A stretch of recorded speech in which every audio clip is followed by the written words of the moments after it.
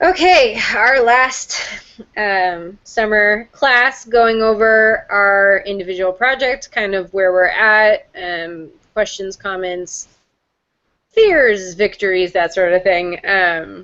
So I have Hannah, Liz, and then me, but honestly, I'm wherever we're at. I'm kind of feeling like the conversation format as well. So,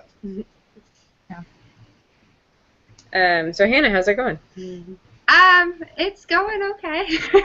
I'm mostly like I think that you explained it really well beforehand, where I kind of was like, oh, this last one is easy, and I'm not super anxious about the blog post because I think I can just take. I mean, I don't know why I would rewrite a lot of it, so like there are certain segments that I can just take from the proposal to kind of fill in the blog post and make it sound a little less like, you know, boring and a little more voice to it. But I think the blog post will be okay. I'm just a little bit anxious about the video element because I guess I was hoping that I could do it at Ed Camp tomorrow as like a practice and then videotape parts of that or um, like like video, screencast it and then have that be my video. But I just didn't really get my act together quick enough.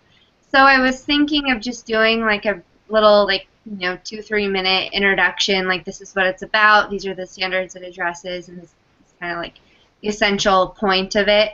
I think Liz has used Go Animate. Is that the one that you've done? Um, Yeah, yeah, I would say so. I just did another one though, and I have got to redo it.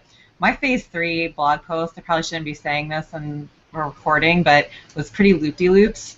But just based, I was so jet lagged all this week, like pretty much from the time I feel good tonight. I probably should just waited, but I was getting really nervous about it being late. And so, but yeah, so I submitted on Monday night, but I did another one of the Go Animate, and I did like a comic one, and it had multiple screens, and the transitions and just everything are just really like herky jerky, and so just I guess just give yourself enough time to really to do it, and then maybe you need to redo it and work on it. It just seemed a bit more like herky jerky than I remember it being in the past, and it's maybe because I was working with like I was working with more characters and things like that. So I think if maybe just stick with like one character, one voice, and just very few backgrounds. That would be my advice to you about that. But other than that, it's really fun to do. Do you Yeah. keep like, because I've made like little videos before, but nothing where I'm talking over it, or I've done videos of just me talking. So, do I like start with a script and then like read the script and do the audio and then make the video off of it, or do you record the audio as you go?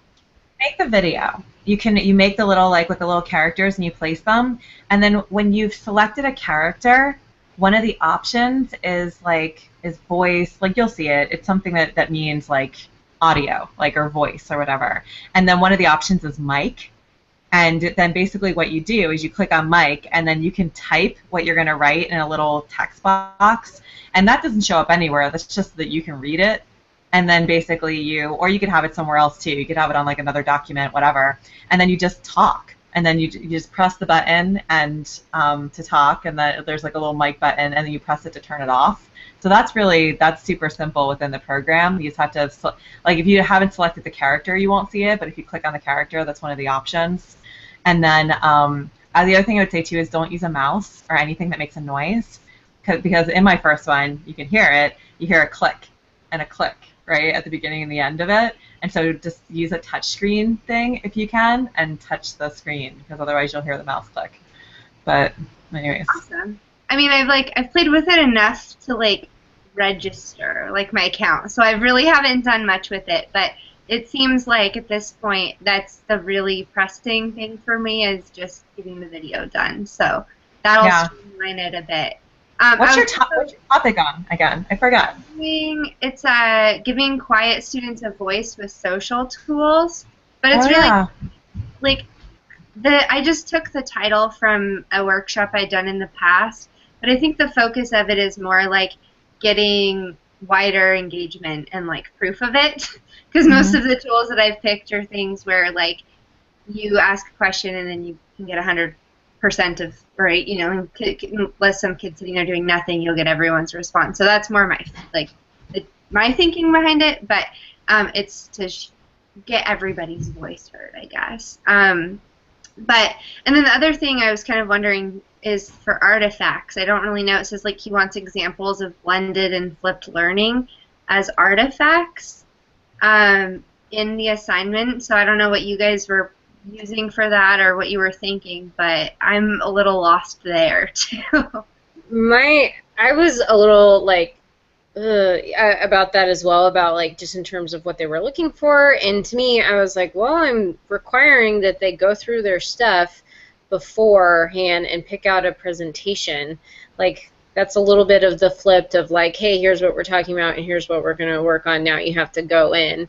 And same with like, what are the interactive pieces? Well, the whole presentation is about interactive like tools. So that's I'm not worried about that part, but I felt the same way about like, how do I like fully flip or blend this when it just seems like minimal? And I feel like knowing them and knowing kind of what they're looking for, I don't think they're looking for this like completely flipped like over the top thing, but I just don't know if what I have is like enough. So when I read that it said when we were on Monday night, Chelsea and I, because we're doing this together, were poring over this, and it said, I remember the exact phrase being flipped, or maybe it was blended, I don't know which came first, but it was like flipped, blended, or online. And so I don't think it needs to have all three. I think that it needs to have at least one. And that's how I'm going to read it, because of the use of or instead of and. Getting yeah, like, I'm looking at it. It says blended, flipped, online learning elements. okay, so blended, flipped, and like comma. Okay. So it's slash, but then it says link to or screenshots of blended, flipped online portion of your workshop. So how? I don't know what it's like wanting as the screenshots, because I feel like your presentation, is like the presentation, and like I could, I guess, take a screenshot of me using it in Pear Deck, right? I mean, you could do that, but what I did is I wrote, like, please see slides. Or, like, you know, there's interactive elements within the slides are under phase 2 deliverables.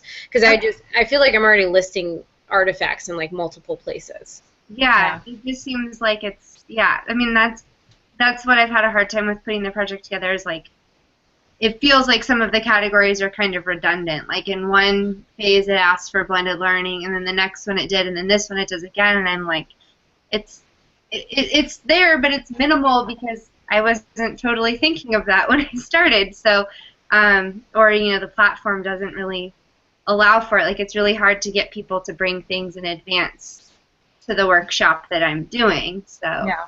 Like people aren't going to bring much about it. Yeah. You know, I mean, unless people have like Google Drives or you know, some kind of cloud-based storage, and then they can just pull something up. And I wrote about that as an option, but yeah, it's just a little confusing. I have to go because he just texted me. Okay. So I'll listen to the rest of your guys' discussion, and if you want to keep talking about that, I'll especially like it. So I'm a little jealous, Liz, that you got a lot of it done, because I'm going to have a not-so-fun Friday. I did not get a lot of it done. We haven't, oh my gosh, no. Like, well, we actually... Your mind wrapped around it a little better. Yeah. Awesome. Friday night after Chelsea's softball game is when we plan to do our little interview, so it'll be fun. I haven't done my recording of anything either, if it makes you feel better. I wish that you all felt great, but it does a little bit that at least I'm not alone. So. Yeah. All right. Well, I will watch the rest of this. See you guys later. All right, bye, Hannah. Bye. Yeah, oh my goodness. I'm just,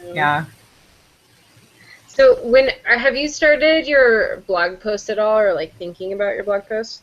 No, because Chelsea and I are, so this is our thing. Like I think I'd be a little bit better off about this if Chelsea came on board like after phase 1, because she saw that I was doing the same thing she was doing. And so we just said, well, let's just collaborate on this. And I was down with that because I really need a K2 perspective. I haven't really worked with kids in those grades. I've worked with teachers, right? But I just don't really know what to tell them about digital citizenship in grades K through 2, right? And so that her being present, and if we actually do end up presenting, is going to be clutch. So that's really good. But it's also presented some problems in that neither of us really know how we're supposed to submit our individual, like what individually we should be submitting. And I think when I see like Anne, I think Anne and Renee are also work together, and their document is the same. So Chelsea and I have just been working on the same document, right? And that's what we do. Yeah. Yeah, but then when it comes to presenting, to submitting a blog post, then right, that's going to live on in our B portfolios. It's kind of, well, how do we co-write a blog post like that, right? That's both individual but also like about this collaborative work that we've done. And so we're really, that's why we thought about doing the interview we went all the way back to module 1, because Chelsea remembered that article that we read about the 5 things teachers want from professional development. And so we're going to we thought, well, one thing that we could do is, we remembered also too that that sort of interview style introduction to the course that Ellen and David did at the beginning of this. And we really liked that. And I thought, well, how about we do that, but about our project, where we basically interview each other and to see whether or not we think our project meets the 5 things that teachers want from professional development. And then I think after tonight's session, I'm going to also ask suggest that we talk about accessibility, right? Like whether or not our project meets, like how it addresses accessibility. And so, so we're just going to talk about that. And it seemed like when I was saying that tonight in our group meeting, that David was nodding and saying that, yes, that would be okay. And then I think that what we're going to do then is maybe just after that interview, just put the document in there, but without a live link to our actual presentation, because they can access, like Ellen and David can access that themselves outside. But I think the Google Doc that we embed in our B portfolios at this moment isn't going to have a live link to our actual presentation that we would submit, that we would hope to be giving at NCCE. And I think it's not because we don't want you guys to see it. It's more, I think, that we wouldn't want like a larger public to see it yet, because of, what I said. I wouldn't want somebody to steal it right now. Have you thought about just password protecting it? Oh, the presentation? Yeah. That's a good idea. Yeah. Then you can at least you can control. I mean, I think like not sharing as well, and sharing with just like David and Ellen, or well, you guys can see our document too. Like you guys have been added to all of it, so we feel comfortable that we've shared it with everyone in the cohort. But and I feel kind of weird about that. Like I'm super about sharing, but at the same time, if this is like intellectual property that I'm trying to and I'm trying to get myself out there and present at NCCE. It's kind of going against my natural, I want to share with everyone, but at the same, maybe that's the real world connection, is now you have more of a sense of ownership over it, because it's this like this is happening piece versus this is like a project or something I'm preparing for. It's something you've really poured into. Oh, did I lose you? Yeah. How are you doing? Oh, you're back. Okay. I was just saying, I was like, oh, she's gone. Yeah, I know. So how's your blog post coming along? Are you almost done? Did you start it? It's good. It makes me think of, I was going to say for you and Chelsea, of like, I love the idea of doing like the interview. Like, I'm sure David wasn't just nodding. I'm sure they were going like, that's a fantastic, I think that's a great idea. I was even going to say, I was like, you could like each put like a little blurb at the top of like, I worked on this post with Chelsea, although our posts are identical. It's because all the content we've built was together. Like, you can't copy each other if you built it together. Like, doing individual posts, totally different posts, would be nuts. So I would expect that they were the same. But my blog post, I was like kind of putting it together. A lot of what I had from phase 2 was like addressing these different like elements of the blog post. So I kind of took that and put it over and was like editing it, and it is so boring. It is like so just like, this is the standard and this is the length and this is this and this is this, and which is not typically how I write or like to do any of my blog posts, but I think it's just like at this point it's just getting that information across, and if I try to make it more, I don't even know what, eloquent, like anything like that, like and less factual, I think I will like hurt my brain over it. Just because it's already been just like getting that information in and across and like describing it in the right way, and pointing to all these artifacts has been like kind of tough. Mm-hmm. But then I got feedback from David today on like some of those elements of like, hey, have you thought about this, or you might want to add this, that sort of thing. Like I feel like a lot of the information doesn't so much come from my blog post, but it comes more from the proposal itself. Yeah. Yeah, I just for the I hope it's going to be okay. Like honestly, like I just want to embed the Google Doc. I almost don't really even feel like reformatting it. I just feel like saying, here, have at it, because it looks just like and just embedding, like surrounding it with maybe some reflective commentary. Oh yeah. Because yeah, like that's what and what Hannah was saying too, her question about screenshots and things like that. I think I can just talk a little bit about, I mean, what Chelsea and I are planning to do. I mean, there's online stuff, there's interactive stuff. We're going to use Poll Everywhere to get a sense of our audience before we get started. We're going to have a survey at the end of it. They're going to be accessing like stuff on common sense education. There's going to be, we don't really have anything flipped because I don't think we can expect people to come to NCCE. I don't think it's a very good idea to expect them to have already done something. Probably not for the session. Yeah, that one would be tough. Yeah, like if it were something that were happening at a smaller venue, maybe, but I just don't think that's a good idea to try and do something like that. But I remember I went to one where you had to like pre-register, and they sent out something about like do this before you come, and like, not to seem like a slacker, but I didn't do it, and most people didn't because it was you're just attending so many versus like a small district thing. I've seen stuff like that when it's like a paid workshop, right? Mm-hmm. And you're like paying extra to go to it. But I haven't seen anything like that for a general session. Yeah. Right? Like where people are just, just showing up. And I even remember this consultant that I was working with at my school, and she was saying that you pretty much have to expect that only about like 15 to 20% of people, and that would even be a lot, are actually going to do it out of your entire population. Right, if you're talking about adult learners, and especially like something that's professional development. And so you have to, so basically I was doing a book study with the people at my school, and they were supposed to read like a chapter, before coming. And so she said, just pick a paragraph or a table or something from that chapter that you really think is the most important thing, and have that be the focus of whatever the work is that you do that day, like the protocol. And of talking, because it was just book talking basically and sharing ideas, and then just give people 5 minutes to read that part at the beginning, and have the other people like actually doing something active or whatever, because they'd already read the whole chapter, like people who had.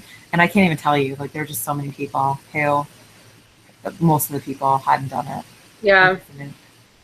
We in ours, so I'm doing like the video of like, here's what it's going to be about, and I was going to do like, I'm going to create this like a Go Animate type thing, and it was quickly like, no, I'm not going, like I can't, but I'm going to do like just recording myself with my slides like next to me, and then doing the accessibility of like, here's what we're doing. And then we created like this pre-survey where it asks for like, do you need any accommodations such as a checkout computer or a ramp, or like that's like accessibility, accommodations, checkout, laptop stuff, accommodations, and then it's asking them questions about like, what problems do you encounter in class, like quiet students, device use is distracting, just to get them to like start thinking about it, and then asking them like, okay, can you think of like a lesson that you have or like something like that, and asking them to bring it. So I'm hoping like if they complete the pre-survey, that'll at least get them like thinking about it, and then directly at the end of it, it says like just bring a PowerPoint or bring a PDF, like any PDF or PowerPoint that you might want to use. So I'm hoping and I didn't include that in the original workshop, so it can't like speak to, you know, this many people actually did it.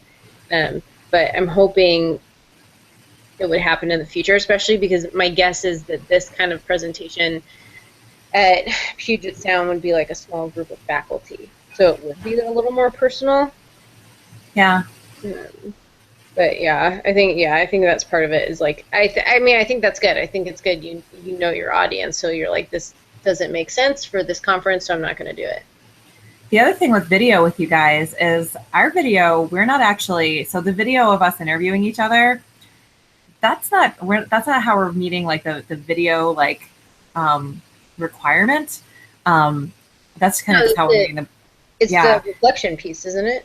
Yeah. So the video, is it that they wanted us to have some sort of video component to our presentation, right?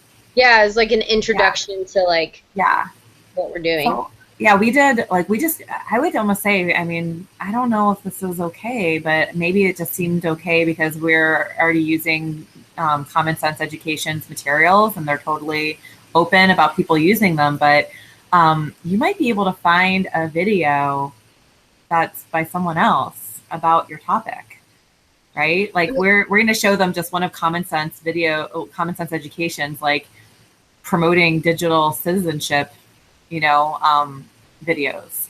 So I don't know if there's something that Hannah could find or that you could find, like even maybe on Common Sense Education. We have, so Pear Deck does this like 1 minute introduction that we actually showed in the original workshop to be like, hey, and this is Pear Deck. You've actually been using Pear Deck this whole time. Like, here's how it's used. And the video is of it being used in a classroom. Okay. The only reason I'm like hesitant to, so I think I would include that. Like, here's a video of me talking about it. If you want more information, check out Pear Deck and what these educators are doing with it. And in my frequently asked questions, I included like a link to the data, because that was something that David was like, if you're telling faculty that this increases student engagement and learning, you need to like show them the data to back that up. So I've included that as well. But Pear Deck is primarily used in K-12. So it makes me hesitant to be like, here's it being used in a second grade classroom. Isn't it great? And it is, and I think it's just as strong in higher education. Actually, the data that Pear Deck uses is not from K-12, it's from higher education, even though it's primarily used in K-12. So I can use their data, but I can't use their videos. Yeah. That's interesting. Which I thought was funny, is like they linked to this New York Times article that's all about how like students fail when they're just being lectured at versus when they get to do poll everywhere and stuff like that. Yeah. All right. 2 minutes over. Get out of here. Yeah. I think we'll all be fine. So I'm looking forward to seeing it. Yeah, it'll be a good deal. All right. Bye, Liz.